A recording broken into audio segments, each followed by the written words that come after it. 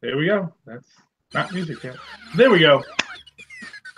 Hello and welcome once again to Super Connectivity. I'm your host, Charlie, the Professor Esser, and with me as always is the man behind the scenes, Phil Perich. That's the man. Hey, Philip. So glad you're here with me once again to discuss all the connections that are fit to super here on Super Connectivity. Okay. So, small thing. Well, maybe not a small thing. We got the official Incredibles 2 trailer this week. And yeah, I liked it. What do you think, Phil? I just watched it a couple minutes ago. It was very interesting. With Elastigirl back on the scene, and yeah, I forget. I'm drawing a blank. Mr. Incredible. Mr. Incredible, stay-at-home dad. Yeah, stay-at-home dad, Mr. Incredible. Because not all heroes wear capes. No capes. Well, no, actually, what I like about it on a couple of levels. One is, and it's kind of weird because you think about how far out these things are planned. And you just see this idea that how is Disney just right in the middle of everything, just capturing this zeitgeist of making it about Elastigirl, about Mrs. Incredible, if you will, you know, even having the big Elon Musky CEO be like, we need to bring superheroes back. We need Elastigirl. Because Mr. Incredible, not what they're looking for. They want a strong female lead. And then, of course, you get the nice domestic drama with Mr. Incredible, and we have Dash making the statement that I must fight crime. It's who I am. It's cute. One of the things I like best about this is we open up with the Underminer. Yeah. Oh, you mean the Mole Man? Well, no, he's the Underminer. I know. He's not the Mole Man. He's the Underminer. And what I like, there's a couple of things I really like about this. First, that they're going to pick up, hopefully, right where we left off in the last film.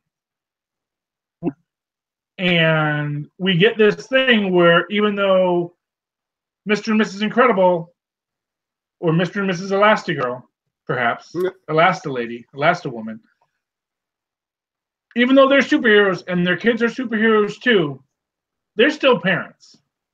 And they tell them to wait on the sidelines to watch Jack as they go in to go do battle. Additionally, what I liked in that was the fact that apparently the Underminer is an established supervillain. Because there is a line in there where Mr. Incredible makes a statement, we do this every time, which is neat because it kind of suggests that the Underminer basically has been waiting for the heroes to return. And he knew that the heroes had returned based on, the news reports, and so got himself ready to make his big triumphant return. Which makes me wonder if the Underminer is going to be more central to the story. Now, it's interesting. The Underminer is voiced by who? Who is in every single Pixar film? Oh, who is it? John Ratzenberger. Oh, yeah. Cliff the Mailman. Speaking of which, I recently got reminded of a great scene in the film House. You ever saw that? John Ratzenberger plays the repairman in that. It's been so long, yeah. Well, there's a great scene where basically he says, what you got there is your basic pan-dimensional portal there. And then the guy goes into the portal to go rescue the lady, and then John Ratzenberger, in classic John Ratzenberger fashion, he goes, here we go. And he opens up his toolbox, and he's got a big saber in there, and he runs in. It's a great scene. The moment where you realize John Ratzenberger, he can do anything. What which is why he's the star of every Pixar film, sort of. But it's interesting. Excuse me. It's interesting to see this, to see them focusing on that female-led superhero drama, and it'll be interesting how they both play with and subvert it. Because we're obviously seeing that it's going to be this thing where, Mr. Incredible, he wants to support his wife, in the same way that she supported him when he was going out and being a superhero. And however, of course, she didn't have to deal with Jack Jack. And Jack Jack is clearly a handful.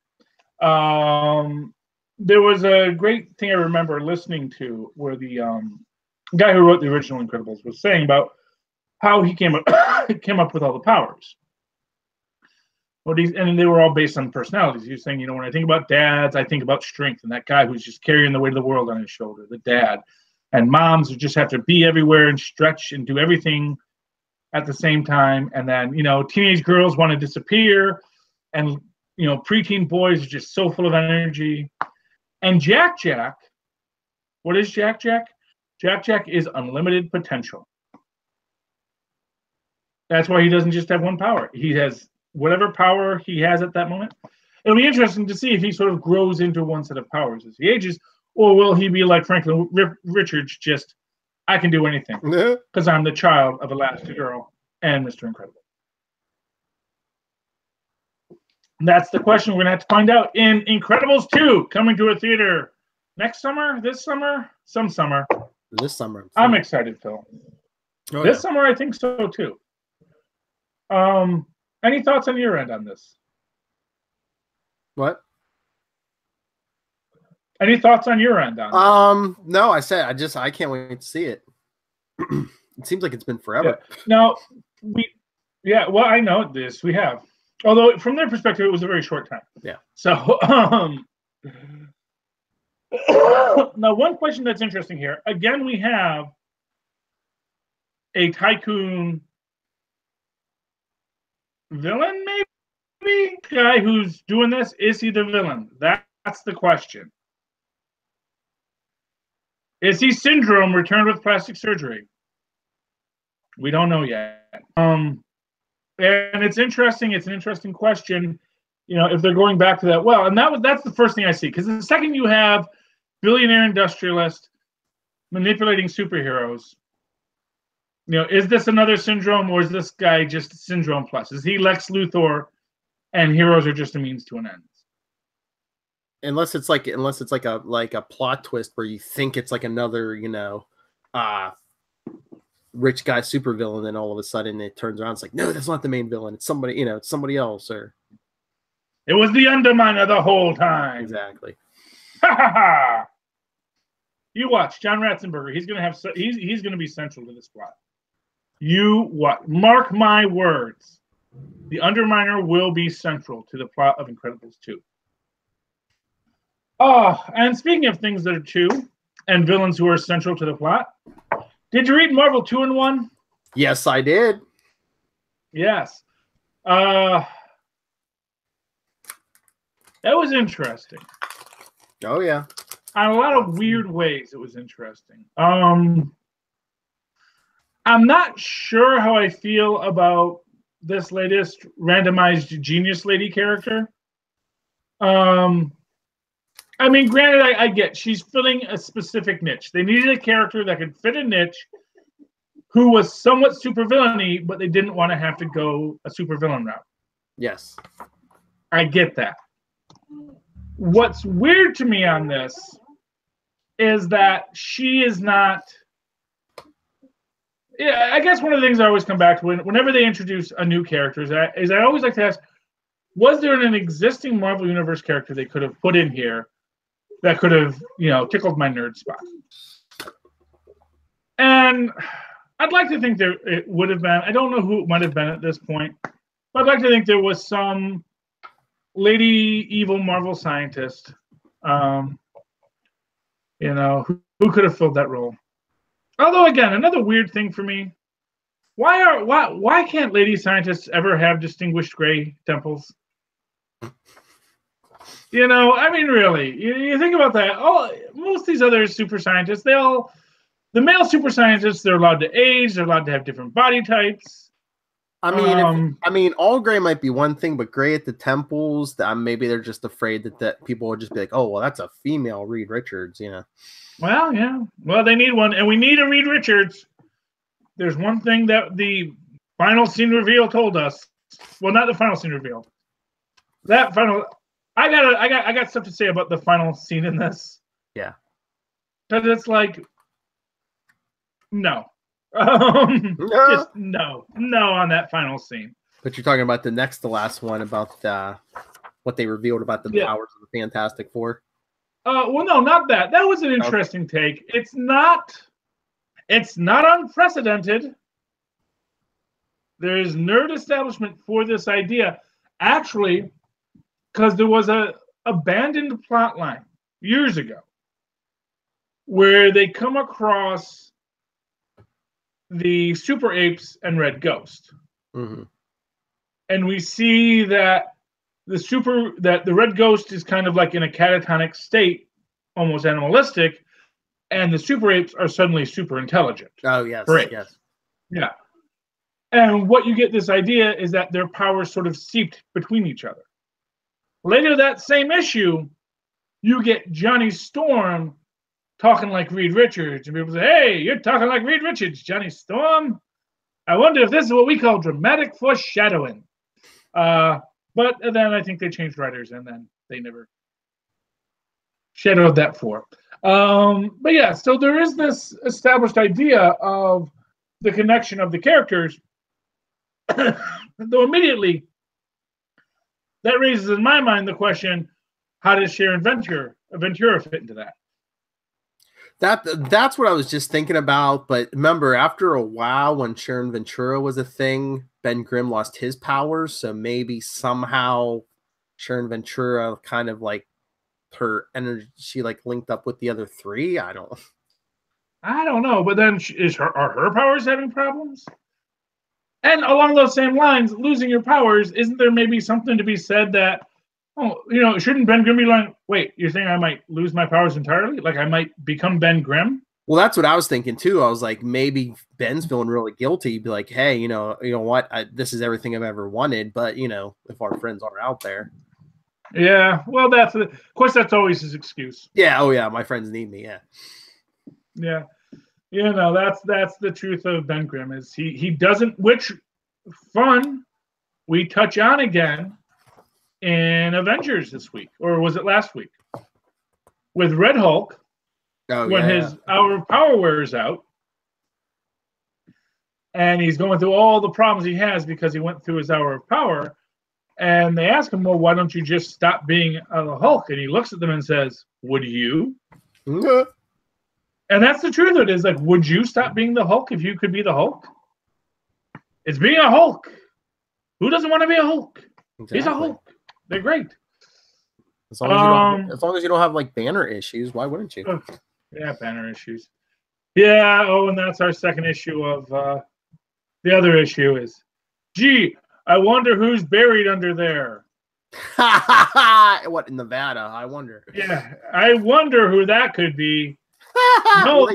Well, they said he's coming back. He's coming back. There he is. Yeah, Obvi. But what do you think about our revealed alternate Grandmaster? I don't know. It's interesting because he's like, he was like the Grandmaster's brother, and they were like fighting over the name. And yeah, well, because what it is, so he got knocked out, and he lost. He got knocked out of the universe, and then I guess got let in after Secret Wars. Yeah, because he had to be out of the universe until the universe ended. It did, and it started again. As it does. Now, one wonders why. Any of the other dozen times the universe ended and got reformed, he didn't show up. Don't overthink it. Maybe it wasn't a complete. Yeah, but every other time, was it a complete? Well, yeah. No, it was just a local universal ending. Yeah, so. Wow. Yeah, so he had to be the end of all things, I guess. Is the idea. So he's back and he wants his title back, which is such a weird thing. I don't know. it's weird that the Grandmaster like went through this whole thing for the title. Mm-hmm. You know, I guess there's some thoughts to it, but 1 second. Okay.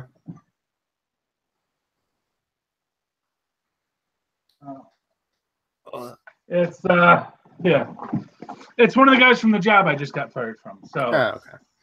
He can go to voicemail. Hey, come back. No, it's not a guy that can do that. Okay. It's another guy who doesn't know I'm fired yet, you know. And I'm sure the guys are going to be like, "Really? You fired Sherry, and then you rehired Charlie, and now you fired Charlie. You're going to rehire Sherry, and is Jasmine going to be in charge now?" And they don't know, but you know, the guy doesn't know how to run a business. That's what I can tell you. And he blames people for not running his business better. And the thing is, we tell him, we have to follow up on this. We have to do this. He goes, yeah, I'll get it. I got to check something. I got to look at something. I got to do something. Because he just doesn't actually want to do his job. That's my world. You know, let me just take this real quick. I'm sorry. Okay. All right, everyone. What Charlie doesn't know is I am secretly pranking him and calling him. What's up? No, I'm not really. I got fired today, but what do you need? I don't know if we should be listening in on this, but okay. I don't know. I told him to leave it outside. Is there a place to normally leave things outside? Hold on. What? I will mute Charlie Esser so we don't listen in on his conversation. But yeah, big announcement while we're waiting for Charlie. On the Capes and Lunatics, we've been putting out so much content that we're going to, starting soon, by the time you hear this podcast, we're going to have a second quote-unquote podcast, the Capes and Lunatics Sidekicks, where you get all of our like review shows like Wade's World and Newcastle Crew and Charlie Esser's Netflix reviews. And we're back, yeah. Okay, sorry about that. If I didn't answer the phone, he's going to be calling me all night. That's all right. I did some promotions and I muted you so we didn't hear your business. Yeah, that's fine. Anyway, so this guy gets kicked out of the universe, and because Mama dumped it out because you weren't drinking it. Talk to Mama. Ben had his soda dumped out because he had just left it there. So now he's upset because he wasn't done with his soda. Daddy? Yes. Anyway, so our Grandmaster. Yes. Go ahead. No, go ahead. Keep going. I thought you were done. Our Grandmaster is mad because the other guy thought of calling himself Grandmaster first. And not for nothing. It seems like whoever had just thought of it could have had the title. Because it's not like we're given this establishment that, you know, the Grandmaster always loses to this guy. Yeah. It seems like they're very much supposed to be like even. Because otherwise, you know, I don't think Grandmaster would have been able to win it the way he did. I think they've always been even. And I think it was like, oh, yeah, we're all coming up with. And it's like, and of course, you know, the Grandmaster's like, oh, yeah, we're just all coming up with names. You know, it's cool. You know, he's the gardener. He's the collector. I'm the Grandmaster. Maybe you can be the competitor. Grandmaster Flash. Yeah, and it's like, you know, I would have just called myself, well, I'm going to be the super amazing master. Mm-hmm. I'm going to be the even better master, the greatest master. I'm going to just one-up you on my title, or we can just both agree we're both Grandmasters. That's a good name. We should both be Grandmasters. We should be the Grandmasters. The big mystery I want answered is from my interview with Mark Wade. Scroll down. He said he's gonna be working on something new after, I guess, this storyline. So at first we were talking Black Panther. I was like, oh, is it Black Panther? But maybe it's that. Maybe it's this mysterious character that's coming back, Hulk. Oh, maybe he has written Hulk before. So. Oh, Hulk coming back? Oh, you mean? Yes, the Return of the Hulk. Yeah, he said he's writing something new coming. Oh no, I think he did say it's not something he's worked on before, so it can't be Hulk. It's the new Gwenpool Adventures. Well, I'm sorry, Valerie Vector's Adventures. Maybe. Through the comic sphere. Speaking of Wade, did you read Captain America? Yes, I did read Captain America. Or I'm sorry, Kamandi, the Last Boy on Earth. Steve Rogers, Last Boy on Earth. Yeah, I mean, it's okay. I enjoyed it. It's just, you know what it is? It's kind of weird because first off, it's kind of like it reminds me a lot of Dimension Z. Mm-hmm.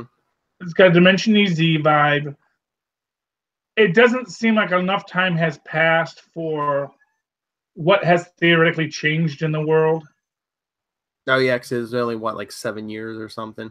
Well, this is 2025, so yeah, it's 7 years. Yeah, and it's like, at first, because she keeps on calling him Bomb Pop, and I'm thinking, oh, that's going to be a hint, because obviously, if this is this far-flung future, there's no way that someone could know what a Bomb Pop was. But then it's like, no, it's 2020. I don't know. Well, first off, here's what I'm going to say. I don't think this is real. Oh, no?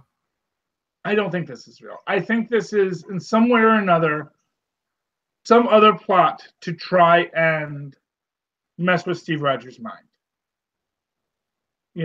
Because, not for nothing. Okay, even if it is real, it's not like he can go back in time and stop it. Like if it gets a Doom time platform or whatever, he can't really do that. Because first off, that means that we'll have two Captain Americas because he's still there frozen. Well, it's always that thing. Can he go back like a second after he was frozen or whatever? Yeah, I mean, he can do any number of things, but it seems unlikely. Basically, it's too much, in my opinion, it's too much, such a short period of time for it to really be real. Yeah. Even in a world with mutants and hobgoblins and things of that nature. And speaking of hobgoblins, there was, well, actually, because I wanted to talk about both Doctor Strange this week and last week's Amazing Spider-Man featuring Loki. Okay, yeah. Yeah, I got to read that today. I actually caught up on my reading today. Maybe that's why I got fired. I don't know. It was a slow day. And, and the guy, it was a slow day. Life continues. He can drive his car off the cliff. Or his business off the cliff. That's right. Not literally, figuratively. But yeah, so I really liked the Amazing Spider-Man of Loki. Loki grants his boon.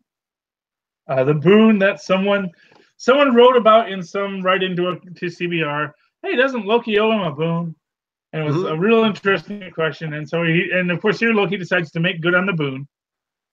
And Peter Parker uses it to turn back time to save one person. And then you find out that, which I love, just the idea that Loki actually set Pete up the whole time, as Loki does. And I like this because even though we get a reveal in Doctor Strange, everything feels very true to Loki, but also true to a Loki trying to make good for the world. Mm-hmm. He's trying to be, much like Doctor Doom, much like Dr. Octopus, trying to be a hero, even though what he knows how to be is a villain. Yeah. And that is what we're going to get at the end, and that's what we're getting at the end of Marvel 2-in-1, where the Mad Thinker decides he will become the new Reed Richards and will create his own Fantastic Four. See what Doom started. Well, Otto did it first, and everyone's following along. And we'll see what happens next. I'm wondering who's going to be in his team. I'm thinking he's going to pick up Sharon Ventura because he needs a thing. And she's available, and she's got a criminal record, so she'll work with Mad Thinker, sure. I mean, and then I figure, he might get Volcana. I'd love to see Volcana come back for the Human Torch. Or, I mean, unless he goes the complete opposite, where he saw Hydro Man this issue, unless he goes Hydro Man. I hope not, because Hydro Man, and that was Hydro Man threatening Wolverine at the end of this episode, and Wolverine schnickting. Basically said, "What are you doing? Like, he's made of water.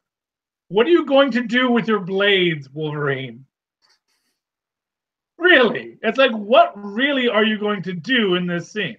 Most likely what's going to happen is, you know, Hydro Man will say, "Oh, man, I just have something to eat, man. I'm hungry." You know? You can't hurt me. I can't hurt you because I can't drown you or nothing, but... And did you see the other Where's Wolverine scene from Avengers this week? Oh, yeah. Where was he? He was in Peru. Peru, yeah, frozen. I guess wasn't he frozen like the other Avengers? Was he? No, I didn't. I don't know. It was hard to tell because I thought he looked kind of blue, but yeah, like caught one. I thought that was just his glowy stone. I don't. That's the thing. I don't know. It was hard, you know. Yeah, I don't know. But, yeah, you know, it doesn't. Yeah, it's a comic. It's hard to tell if he's in motion or not. Yeah, you know what? He's not. He's not, because he's on the same step in the first scene that he is in the second scene. Yeah. So yeah, so he's frozen too. So even the magical Infinity Stone can't defeat whatever it is, Grandmaster and Grandmaster other guy. What? Grandmaster and the Challenger can't seem to fix. But I mean, what did you think about Loki telling Doctor Strange? He's like, you know, I was doing this to make you better because, you know, there's all kinds of stuff coming. He said, "Yeah, well, that was like his fourth answer." You know, the War of the Realms, Hell on Earth, Damnation, which comes next week, I believe. The Gathering of the Infinity Stones, and the Final Host. Dun, dun, dun. Final Host, yay! Good old Celestials. Sure, why not? Why not a Final Host of Celestials? Everyone loves the Celestials. Yeah, I mean, I liked it, but I liked it because he kept on changing his story. And what I loved about him constantly changing his story, and I think this is what Loki would tell you, is that everything I said was true, and none of what I said was true. I think that was the whole gist of it. Yeah. Yeah, you know, I am making my own story here, but it doesn't matter because I'm giving you back your cloak, Doctor Strange. You know, we fixed magic, and you can now maybe try and not screw up the universe anymore. They locked the void back up. Yeah. Which I guess is good. And the Sentry's all mad at him. Yeah, he'll get over it. Like we said, yeah, you know. Although, you know, that is actually, and that brings me to what was actually my favorite book I read this week. Gwenpool. Ooh. So as you know, Gwenpool is dealing with the fact that she is about to be canceled, and she doesn't know what's going to happen to her when she gets canceled. And they have this big plan where they're going to rob Chance. You know Chance, the Spider-Man villain who's probably died a couple times, I think. But I remember the last time he got brought back. He got brought back to do something, then it didn't go well. But yeah, so Chance has opened up a floating casino, literally floating above New York City. Yeah. And what I like about this, there's just some very interesting bits in this, where you have Gwenpool and Batroc working together, because Gwenpool, she's going to be a villain, and Batroc is trying to help her be a villain. And they're basically knocking over Chance's casino. And they're going to steal all these Bitcoin, but then they realize that they're not actually Bitcoin, they're bars of gold. So Gwenpool grabs his bars of gold, puts them in bags, and then just starts throwing them off panel. Although before that, it's great because they have Batroc kick in a safe, and they manage to keep it quiet by Gwenpool grabbing all the sound effects, which is ridiculous but beautiful in its own way. And you get this great scene at the end. So they do all they do, and they escape. And Gwenpool starts to feel not only bad for herself, but realizing, she feels real bad. And she tells, Batroc, he says, I'm sorry you're not going to be like this much longer. Because it turns out that basically Batroc was like, you kept on saying you wanted to be a villain. You wanted to be a villain. So I put you on a heist. I helped you pull off this heist. But, you didn't hurt anybody. You just stole from another criminal. It's okay. And it's saying, I do a lot of bad things, but, that doesn't mean everything I do is bad. But that doesn't make me a bad person. And she gets very emotional because she realizes that after he's not in her book, some other writer is going to write him back as some, third string joke again. Which I don't think is going to happen, because I think a lot of writers have been trying to build up Batroc for a couple of years now, make him a better, more well-rounded superhero. So that's my take on it. We'll see what happens.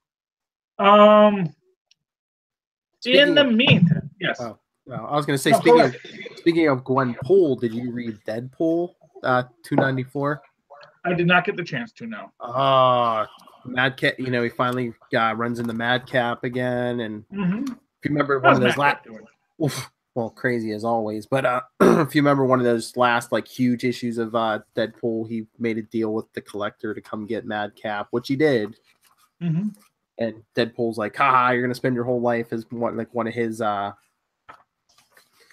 of his exhibits, and Madcap's like, oh, space, I want to go there. He's like, oh, you've given me like a new, you've given me something like a great gift, Deadpool. Thanks. Like this, I don't know what life's going to bring. Now the future's all full of promise. Like Madcap seems all happy about, going and, and then as they're like the Collector and Madcap are blinking out, he says to Deadpool, he says, I was a fool to think I could destroy you any better than you could. Ciao. Yeah. Yeah, Deadpool can't destroy himself, hard as he tries. And you know why? Because he's too dang popular. But just ask Gwenpool. But and of course, I'm always raving about Ben Reilly, the Scarlet Spider. And what happens this week with Scarlet Spider? Well, the big one of the main the big main stories features Kane, but in the there's a shorter story with but I guess Ben Reilly the Slingers told Dusk of the Slingers told him Quentin Beck was living in Vegas, Mysterio. So I don't know why Ben shows up in a ski mask and forces his way into Mysterio's house, and Mysterio's like, wait a minute, I recognize that voice. He's like, Spider-Man, you found me. So, and he's like, Ben's like, what are you doing in Vegas? What's your big plot? Tell me. And he's like, Mysterio says, I'm retired, and because Ben's like, oh, you faked your death. He's like, no, I really died. He's like, you beat me. Daredevil beat me. He's like, even Deadpool ran me over with a dune buggy. He says, I died, and now I'm back, and I just want to retire. He says, I actually died. Now I just want to live a good life. That's all I want. But I suppose you could never understand that. And Ben's like, you'd be amazed what I could understand about that. Aww. So I wonder if that's some kind of it's gonna tie into Damnation. I wonder if Mephisto brought certain characters back, like villains and stuff. Well, I don't know, but I know that in the last episode of Falcon escapes heck, and that was also this week. Yeah, maybe the doors got left open. Maybe. Although, as they've said before, I remember there was a whole thing where basically, about people coming back from the dead and the random qualities of it, and all these. I remember it was an incredible Hercules episode where they go into the realm of the dead, and it's a giant casino. Everyone's just sitting at a slot machine because it's randomly paid out. And they had Janet Van Dyne there when she was supposedly dead for a while. She said, come on, they let Bucky come back. They got to let me come back. Well, I wonder, there must be some, I'm thinking there's some big conspiracy with Mephisto because the whole Damnation thing starts this week coming up. So, that's a big Mephisto thing. And then, Oh, what was I going to say? Oh, and then remember last week, and you were talking about the Amazing Spider-Man with Loki in it, and like Loki was saying, I can turn back time and give you back your fortune and everything, and Peter was like, no, he's like, I can't really remember, but I think I've done that before and it didn't work out too well. Yes. Yeah. Well, it didn't. Oh, although of course I like what we get at the end of that episode, where I don't get why Norman Osborn wants to be crazy again. I think he thinks it's compromised his fighting ability for some strange reason. But the whole point of him being sane was, I'll be so much more of a threat sane than I ever was crazy. But he doesn't have that goblin strength. I don't know if he got used to fighting with the goblin formula. Why is he fighting people? Because he's Norman freaking Osborn.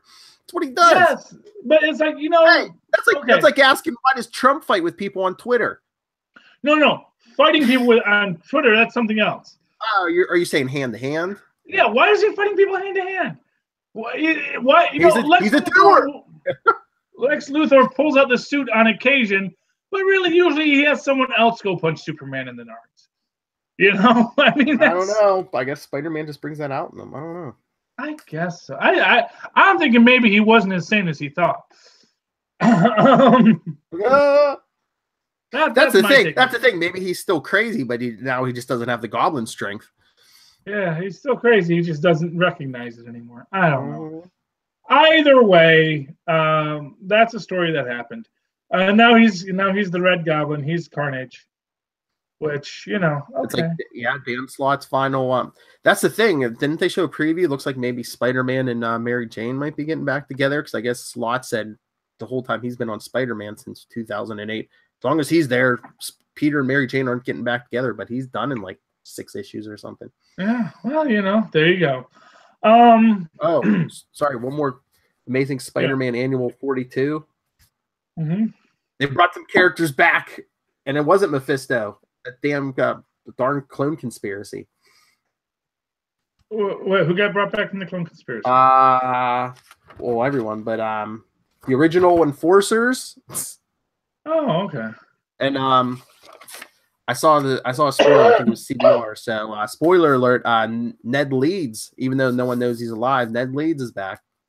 So wait, so like a bunch of the clones actually survived the clone conspiracy? I guess because like even Peter was like, he's like, because Betty thought she got a call from like the ghost of her husband Ned Leeds, and Peter's like, I saw him melt, he's dead, and but he couldn't tell her that. But then at the end they reveal that he's actually alive.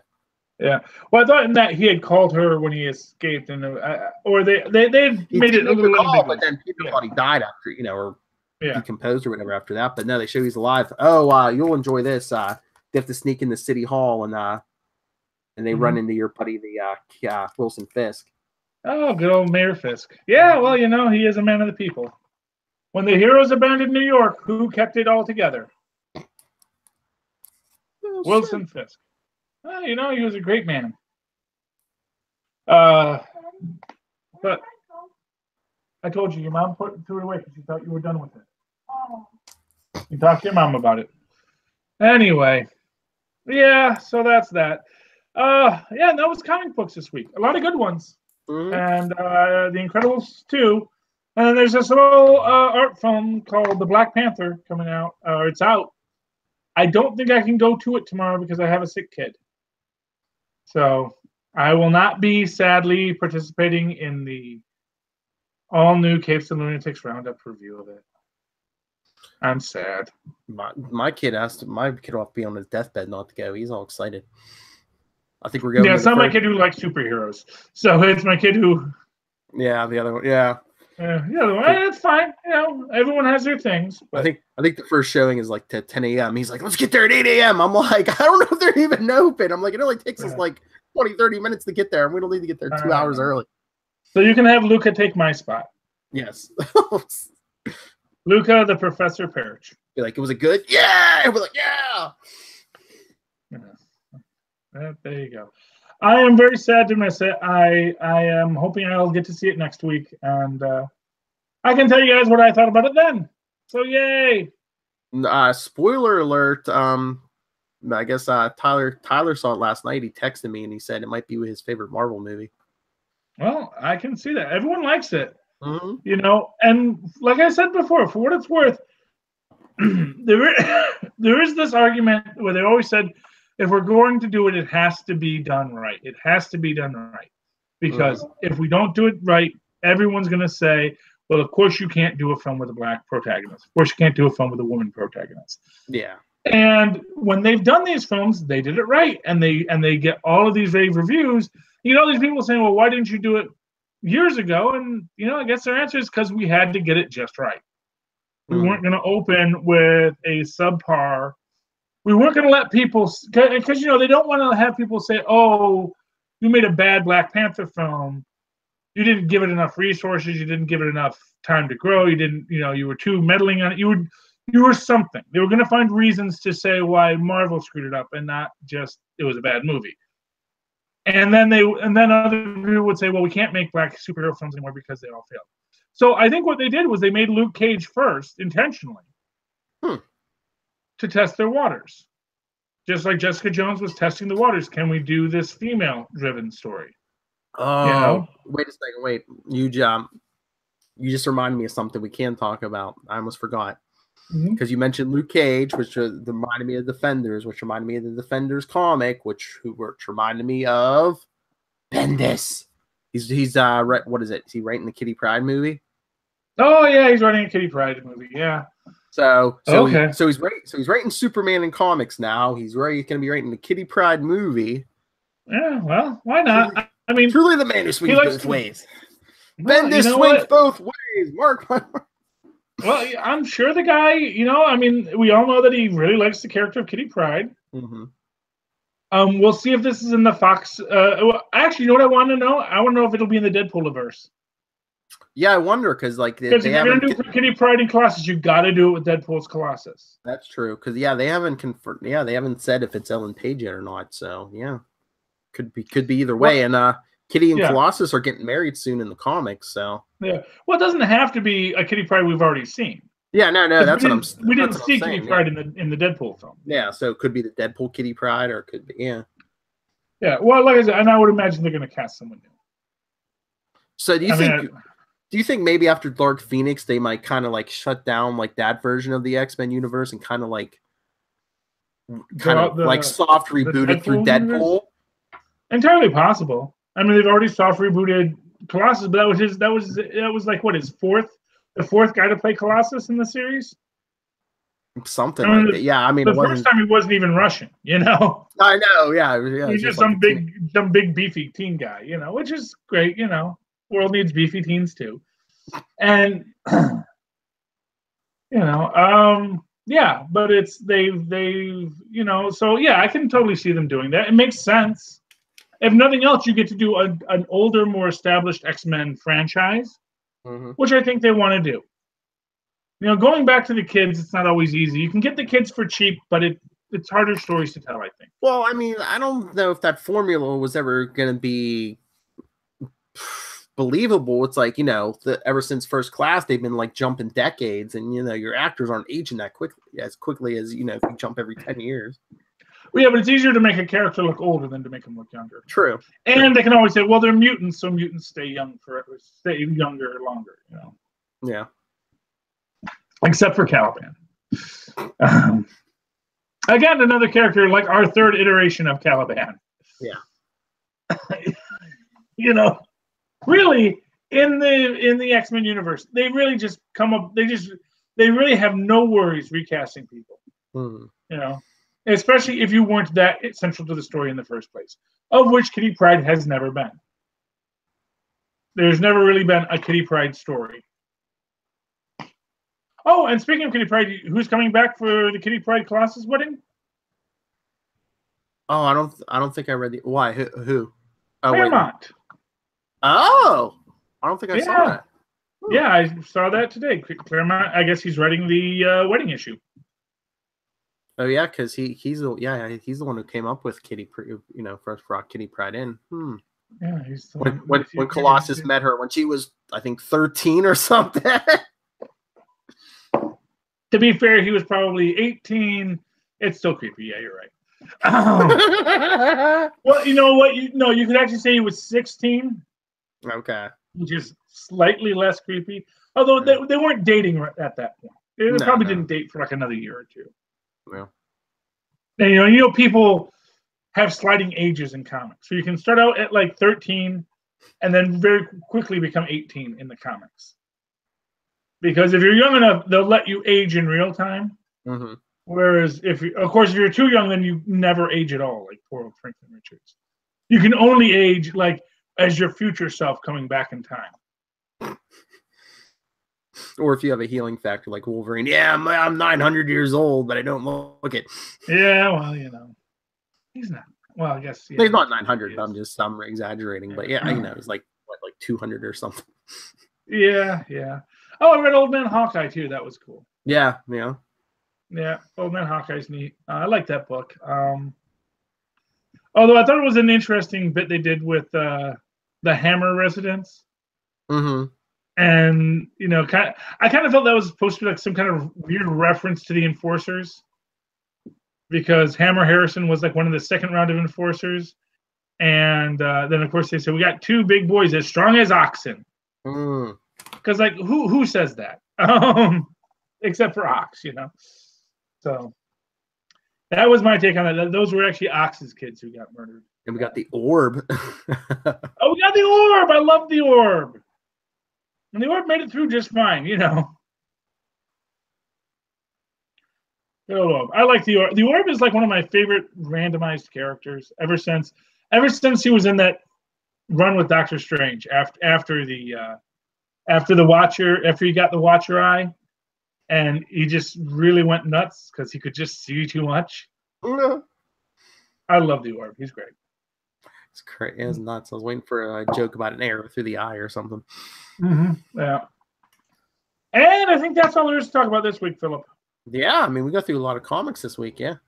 Yeah, well, yeah, there wasn't anything else to talk about. Oh, hey, I live tweeted Legends of Tomorrow last week, and I haven't been able to get freaking Pixel-11 back yet. That's all right. I think, I don't know if, well, I was going to say, this week coming up, I think Legends is the only thing on. I think Black Lightning might even be on break this week coming up. Yeah, that's okay. But I've got channels, so I can live tweet things. And look, I'm not getting cable back anytime soon, so we'll see what happens next. Okay, ladies. Well, I'm sorry. I was going to say the next episode of Legends of Tomorrow, they get stuck in a time loop, I think, where the ship keeps blowing up. And I was like, Next Generation did it first. Yeah, well, you know. That's how time loops work, yeah. Okay, Philip. Philip, someone would like to reach out to you and talk to you about all the wonders of the world. How can they find you? I can always email me, nightwingpdp@gmail.com. On Twitter, I am @nightwingpdp. And you could always email the Capes and Lunatics, capesandlunatics@gmail.com. And our voicemail, 614-382-2737. That's 614-38-CAPES. And keep your eye out for Capes and Lunatics sidekicks, like I was saying before when Charlie Esser was dealing with stuff. Yes.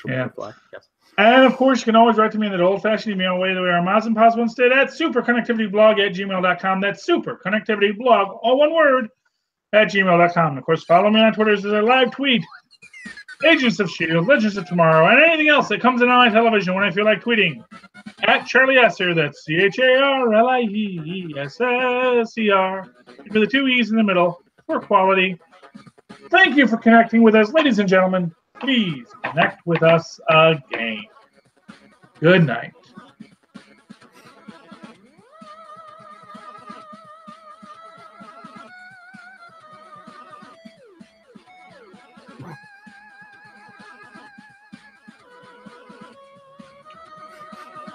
Moment of silence, but I don't know what we're doing a moment of silence for. Well, lots of things.